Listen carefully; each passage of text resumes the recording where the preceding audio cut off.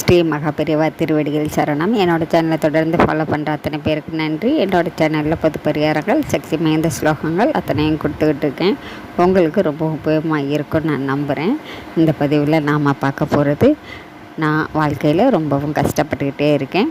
தொழில் செய்கிறேன், தொழிலையும் ரொம்பவும் நஷ்டமாக வந்துக்கிட்டே இருக்குது. இல்லை, தொழில் செய்யணும் அப்படின்னு எனக்கு ஒரு ஆசை, ஆனாலும் அதுக்கு போதிய வருமானம் என்கிட்ட இல்லை. பணம் காசு ரொம்பவும் கஷ்டமாக இருக்குது.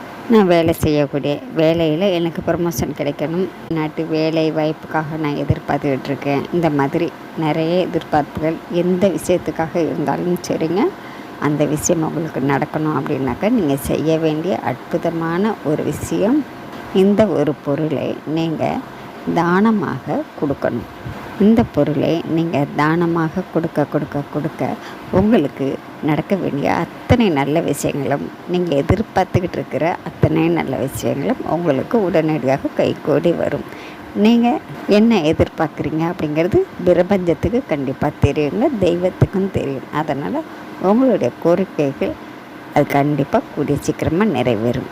நீங்கள் கொடுக்கறதுக்கும் பொழுது இது எனக்கு நடக்கணும், அது எனக்கு நடக்கணும்னு சொல்லி மனசில் நினச்சிக்கிட்டு கொடுக்க வேணாம். நீங்கள் பாட்டு கொடுத்துக்கிட்டே இருங்க, உங்களுக்கு நடக்க வேண்டிய அத்தனையும் நடந்துக்கிட்டே இருக்கும். ஆமாங்க, எந்த எதிர்பார்ப்புமே இல்லாமல் நாம் செய்யக்கூடிய ஒரு விஷயம் நமக்கு பல மடங்கு நன்மையை தரக்கூடியதாக இருக்கும். அதனால் நீங்கள் இந்த ஒரு பொருள், அது என்னன்னு பார்த்தீங்கன்னா, மகாலட்சுமிக்கு ரொம்பவும் பிடித்தமான தாயார் வாசம் பண்ணக்கூடிய நெல்லிக்கனி. இந்த நெல்லிக்கனிகளை உங்களால் முடிந்த அளவுக்கு எல்லாருக்கும் கொடுத்துக்கிட்டே இருங்க. இதை கொடுக்க ஆரம்பித்த உடனே உங்களுக்கே நல்ல மாற்றம் உங்கள் வாழ்க்கையில் தெரியும். அதனால் இந்த ஒரு பொருளை நீங்கள் கொடுங்க, நம்பிக்கையோடு கொடுங்க.